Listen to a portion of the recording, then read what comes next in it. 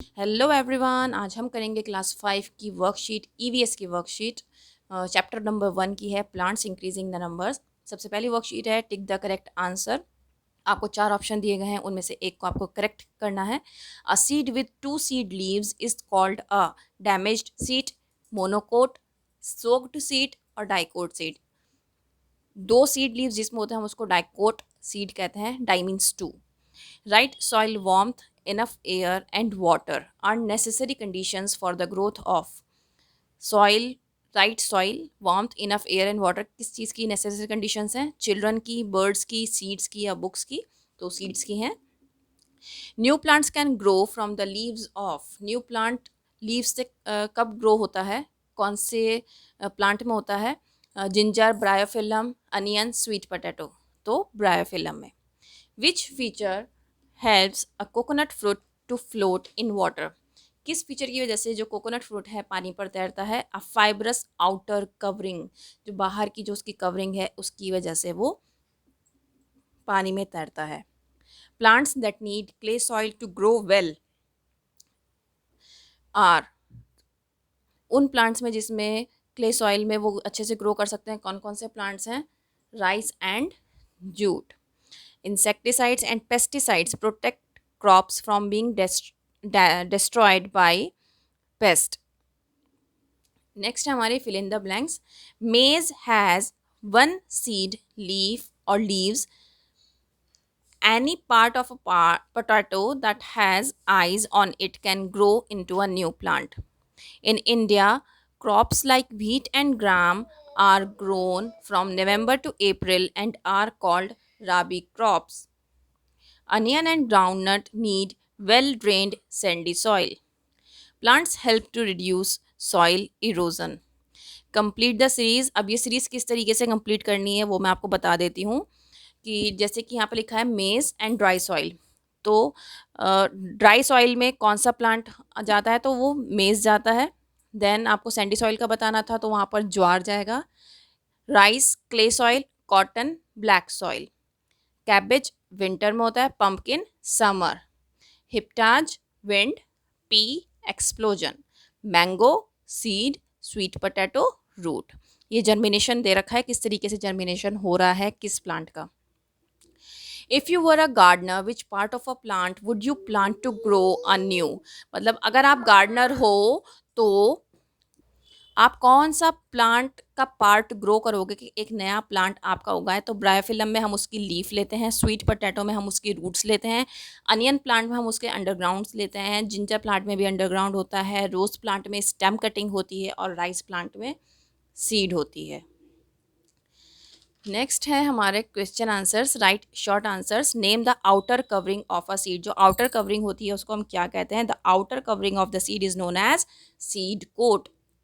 What is monocote seed? Seeds of some plants like wheat, maize and rice have one seed leaf or called monocote seeds. जहाँ पर one seed leaf होगा वहाँ पर क्या होगा? Monocot seed होगा। What is germination? Germination किसे कहते हैं? The development of a seed into a seedling is called germination. जब सीड एक सीडलिंग में तब्दील हो जाता है, बदल जाता है, तब उसको क्या कहते हैं? हम जर्मिनेशन कहते हैं, जब उसकी रूट टिप और शूट टिप निकल के आ जाती है। What is meant by dispersal of seeds? Dispersal of seeds से आप क्या समझते हैं? Seeds have to get scattered और dispersed so that they get favourable conditions to grow. जब सीड्स स्कैटर हो जाते हैं या डिस्पर्स हो जाते हैं ताकि उन्हें जो फेवरेबल कंडीशंस है ग्रो करने के लिए वो मिल सकें, तब हम कहते हैं डिस्पर्सल ऑफ सीड्स। और इसके एजेंट्स भी होते हैं, चार एजेंट्स होते हैं, वो हम आगे अभी क्वेश्चंस में पढ़ेंगे। What are kharif crops? Kharif crops कौन सी होती हैं? Crops grown from June to October, जो कि जून से अक्टूबर में ग्रो की जाती है उनको हम खरीफ क्रॉप्स कहते हैं, या फिर उनको हम मानसून क्रॉप्स भी कहते हैं। एग्जाम्पल है राइस, मेज, ज्वार और बाजरा। Why do we spray pesticides on crops? अगर हम क्रॉप्स पर पेस्टिसाइड्स क्यों स्प्रे करते हैं? We spray pesticides on crops to protect the crops from being destroyed by the pest, ताकि उनको पेस्ट से बचाया जा सके। What is agriculture? एग्रीकल्चर क्या होता है? The practice of growing plants on a large scale is called agriculture.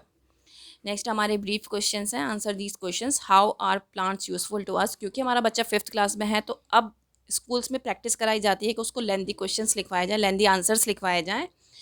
और कुछ स्कूल्स में क्या होता है कि नोट्स प्रोवाइड कराए जाते हैं और एक्स्ट्रा क्वेश्चंस दिए जाते हैं उन नोट्स के बेस पर ही। तो बच्चों को 10th की जो तैयारी है वो 5th क्लास से लेकर चलते हैं।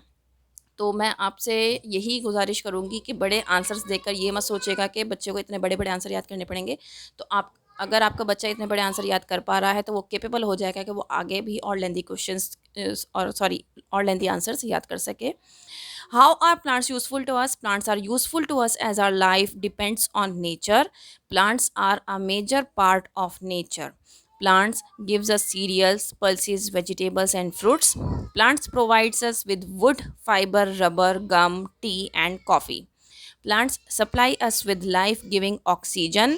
Plants help us to plants help to reduce soil erosion. Life on earth cannot exist without plants. हमारा नेक्स्ट क्वेश्चन है, name the different parts of a seed, draw a diagram and label the parts. आपको different parts बताने तो seed coat और cotyledons होते हैं। और इसको हमने डेफिनेशंस भी साथ साथ दी हैं। डिफरेंट पार्ट्स ऑफ सीड क्या हैं? सीड कोट है, सीड कोट की definition, outer covering of the seed is known as seed coat. Cotyledons और seed leaves, when we remove the seed coat the layer comes is known as cotyledons. Cotyledons are either dicots और monocots, जो कि हमने पहले भी पढ़ा था। और ये है उसका डायग्राम जो कि आप देख सकते हैं। और लेबलिंग बहुत ज़रूरी है। लेबलिंग का मतलब उनके पार्ट्स के नाम लिखना। जैसे ये है सीड कोट, ये कोटिलेडन्स है, ये टाइनी शूट है, ये टाइनी रूट है। मैंने नेम लिखा है तो ये पार्ट के नेम लिखने बहुत ज़रूरी है। नाउ नेक्स्ट है, name the conditions necessary for germination. वो कौन सी कंडीशंस हैं जो जर्मिनेशन के लिए बहुत ज़रूरी हैं? एयर, मॉइस्चर और वाटर एंड वार्मथ और sunlight are the conditions necessary for germination.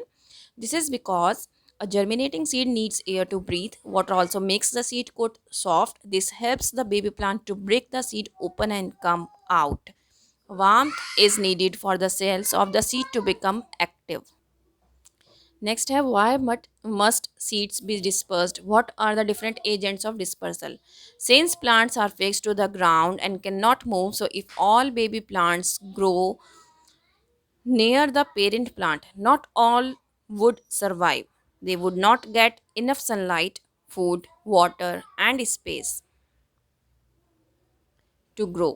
So, there are some agents in nature to carry the seeds or fruits away from their parent plant. Different agents of dispersals are, agents कौन कौन से हैं? Wind, water, animals और explosion of fruits. That's all. Thank you.